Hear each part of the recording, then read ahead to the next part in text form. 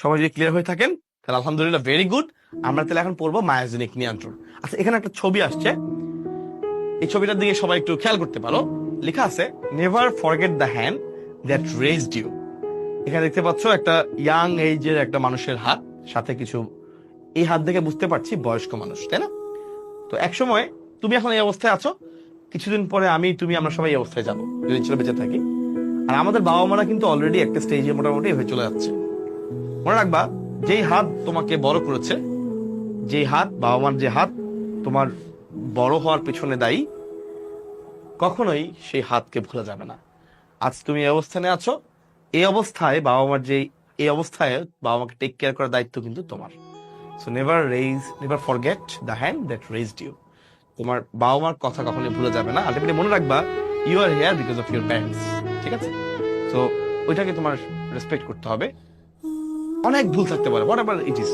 তোমার কাছে মনে হতে পারে আরে না, ওই দলে বুঝে না, এটা ঝামেলা, এই ঝামেলা, হাজার ভুল থাকতে পারে। কখনোই কখনোই একটা শব্দ অতিরিক্ত ভাবে জোরে বলা যাবে না। বোঝানোর চেষ্টা করতে হবে, না বুঝলেও মেনে নিতে হবে। এটি হচ্ছে রুলস। ঠিক আছে? কখনোই হচ্ছে যে ওভাবে আমরা মানে একটু বড় হয়ে গেছো তুমি, যা ইচ্ছে তা, বিষয়টা এরকম না। বোঝানোর চেষ্টা করতে হবে, কাউন্সিলিং। ঠিক আছে? তোমার কাছে মনে হয় যে না, তুমি গুড ডিসিশন, তোমারটা বেটার ডিসিশন, তুমি তোমার কাউন্সিলিং করবা, বুঝাবা, বুঝবে ইনশাল্লাহ। না বুঝলেও তাদের কথাটা মেনেই তোমাকে আগাইতে হবে। This is the fact. ঠিক আছে? কখনো হোয়াট এভার ইট ইজ, কোনো ভুল হইতে পারে, কথা হইতে পারে, কখনোই উচ্চ বাক্য, ভয়েস রেজ করা যাবে না।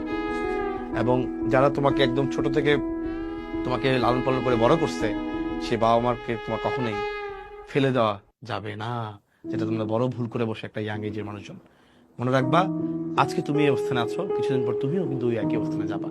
এবং তুমি যখন একদম পিছিয়ে ছিলা, একদম অবস্থা খারাপ ছিল, কিছুই বুঝতে না, তখন কিন্তু তোমাকে একদম সব বুঝায় শুনে তোমাকে আগলে রেখে তোমাকে এতটুকু পর্যন্ত নিয়ে আসছে আলটিমেটলি তোমার ফাদার এন্ড মাদার। তো সেই মা বাবার কথা অবশ্যই গুরুত্ব দিয়ে তোমার জীবনে বিবেচনা করতে হবে আলটিমেটলি। ঠিক আছে? এবং মানুষ যখন পড়াশোনার পেছনে তার মোটিভেশন খুঁজে, মনে রাখবে তোমার মা বাবাই হচ্ছে তোমার motivation. You have to do well because তুমি তোমার মা বাবার স্বপ্ন পূরণ করতে চাও। তুমি চাও যে তোমার মা বাবার জন্য তুমি বেস্ট কিছু দিবা ইনশাল্লাহ। ঠিক আছে? তারা কখনোই তোমাকে এই জন্য লালন পালন করে নাই যে তুমি বড় হবা, তারপর তুমি টাকা ইনকাম করবা, সেই টাকা দিয়ে তারা খাবে, এটার জন্য তারা কখনোই তোমার লালন পালন করে নাই। তোমার পিছনে ছোটবেলা থেকে যে টাকা খরচ করা হচ্ছে, সেটা যদি তারা জমাইতো, খাওয়া থেকে শুরু সবকিছু, তুমি ধরো তোমাকে বের করে দিচ্ছে ছোটবেলায়, ওই টাকা যদি তারা জমাইতো, এই টাকা তারা আরামসে বাকি সময় চলে যেতে পারবে। কিন্তু তারা তোমাকে বড় করছে এই জন্য যে তুমি একজন বড় মানুষ হবা, তুমি মানুষের মতো মানুষ হবা, তুমি এস্টাবলিশড হবা। তারা তাদের স্বপ্নের জায়গায় তুমি দেখতে চায়, তুমি টাকা কামায় তাদের খাবার, নট দিস। স্বপ্নের জায়গায় তুমি যাবা, একটা বড় মানুষ হবা, এই জন্য তোমার কিছু টাকা খরচ করা। তো ইনশাল্লাহ তুমি যখন একটা বড় জায়গায় যাবা, তোমার বাবা মার সেই কষ্ট একটা সুন্দর পরিতৃপ্তির মধ্যে যাবে।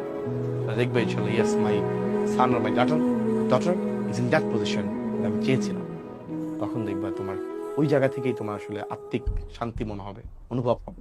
সেই জন্য কষ্ট করা, আমাদের মোটিভেশন যদি আমরা জীবনে খুঁজতে যাই, মনে রাখবা মা বাবাই হচ্ছে সবচেয়ে বড় মোটিভেশন। ঠিক আছে? কেন তুমি পড়বা? এই জন্য তুমি বেশি করে পড়বা। তোমাকে একটা এস্টাবলিশড জায়গা যেতে হবে, ওই পজিশন তোমাকে হোল্ড করতে হবে ইনশাল্লাহ। ঠিক আছে? ওকে, জীবনে টাকাই সব না, মনে রাখবা ভালো জায়গায় যাওয়া, কেরিয়ার ইম্পর্টেন্স ভেরি ইম্পর্টেন্ট। ঠিক আছে? ওইটাকে মাথায় রেখে তোমার পড়াশোনা করতে হবে। ক্লিয়ার? ওকে, ইনশাল্লাহ। চলে আসি আমরা